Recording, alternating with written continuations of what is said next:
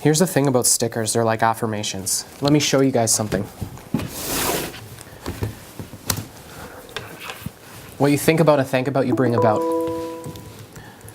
And so like people have these like super ambiguous goals. They have goals, they're like, yeah, I want to live a cool life. There's no detail to it, so there's actually not a picture. The subconscious needs two things. It needs what it believes to be the truth, and it needs repetition. And so you have to repeat to it what it knows can or is true in order for you to get it to accept that information and permanently change your behavior. That's the key. You have to believe that it can happen, which could be called faith or whatever. So whether it's these stickers or like wallpaper. So I came back from GrowthCon and just to create the sense of being on stage in an environment like that, I created my own like speaker banner. Working through the subconscious is repetition, congruency, and faith. Repetition, congruency, and faith. That's basically it, and hard fucking work.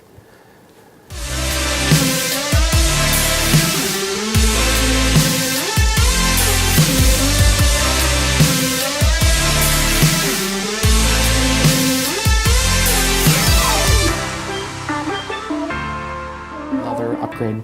This concept is going to change people's lives. I did this with he's like, I've been looking my whole life. Yeah. He's like, I've been looking my whole life for someone to help me answer the question, what do I do right now? What do I do right now? People, that's like a root cause for anxiety. I don't know what to do right now. What are we doing, Everett? We're organizing hierarchies? Yeah. In order for you to be in a place where you know the thing you're doing is truly more important than the thing someone else wants you to do, you have to have a triage.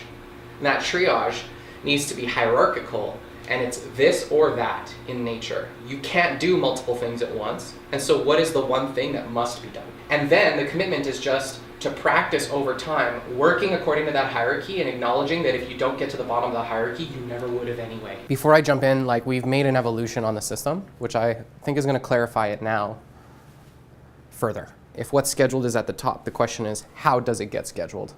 What enables it to be scheduled? Right now, you guys have one linear hierarchy, right? And this first item here is what's scheduled. Now I want to add two components to this, which is tempo and quota. Okay, so we have now, we have quota, Q-U-O-T-A, and we have tempo. What we're going to do here is you can, in theory, itemize everything that you do that's tempoed. Tempo meaning it's a tempo. It's happening daily, weekly, monthly, quarterly, annually, and it must happen because someone decided procedurally for the company that these things need to happen. The tempoed, recurring, scheduled items reflect prioritized effort against recurring systems. I'm going to circle the things that have to be tempo. This is tempo. You're never going to accidentally get to business dev. This should never be accidental, yes or no? No, that should always be happening. Okay, so then it's just a matter of under what criteria do these always need to happen? They get scheduled first. Yeah. Then anything else gets scheduled according to this. So, and this actually isn't necessarily tempo. This is like quota. This is these should be tempo. In my this should be tempo. This should be tempo. This goes into the list. There's actually 3 lists. Yeah, quota would be the next list. So, what do I need to do today? What do I do on a regular basis? What do I do on a scheduled basis? Next, quota. These are functional duties that are non-recurring. Your primary mandate as the president is to be in the market. Okay? But you are also allocating a certain measure of your resource to roles in the company that are essentially leveraging you as a team resource. And there's people here, for example, who have authorization to schedule you to a certain amount of time per week. So you're like, okay, I have duties and we don't have enough staff. I don't have enough hired staff to do all the accounting. So therefore, I do some of the accounting. You have a pie chart of time in the week, right? And you're saying, accounting is allowed to have 4 hours of my time. The people, not you, unless you're accountable for scheduling these departments, You're now on that team as a resource. They're allowed ahead of time to book into your calendar according to that quoted number of hours, those fulfillment or operational activities. Because you're resources for each other. The question is, how effectively are you putting those resources to work for you and for the company? And what you find is that when you're not having these accountabilities, people are like, they're just like, well, they'll use you because they're lazy. They'll use you because it's the fastest path to cash. They won't think about optimizing your usage because they have unlimited cash. It's imagine lottery winners. Like they end up with less money than what they started because they're like, well, I have unlimited money now, right? So when you don't quota out your time to the other people in the organization, they perceive you as having unlimited resources. So then the value of these resources is zero. This is an ad hoc scheduled according to the quota.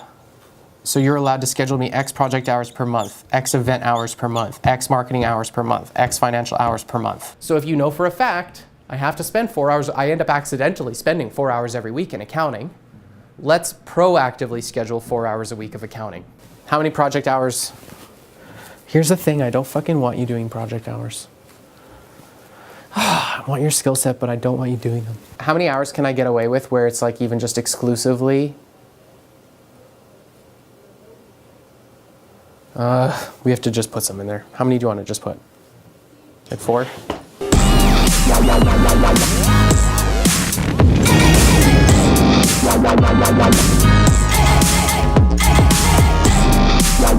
So here's the thing I'm certain about. Gary Vee doesn't track his time. Because he's like, yo, I work 100-hour weeks. Not really. That includes like travel. It includes exercise, it includes food, because in Gary Vee's world, all of that contributes to his work. So yeah, 100-hour weeks, probably. I'm doing 100-hour weeks too, but I don't enter my time for exercise. I don't enter my time for eating food. I don't enter my time. And there's a lot of stuff that goes untracked, like, you know, the little conversations and the 3-minute phone calls and the fucking 10-minute interruptions and, you know. So for those of you who are like tracking your time and you're like, I need to do 100 hours, you'd probably die. If you like, you actually entered 120 hours, I'm telling you, you'll probably die. When you guys are in your departmental meetings and you're triaging business challenges, you're gonna ask the question, does this item need to be added to someone's ad hoc hierarchy and we can trust that they'll get to it? Is it that we've under-allocated a quota of hours to this department, or we've under-hired, or we don't have staff?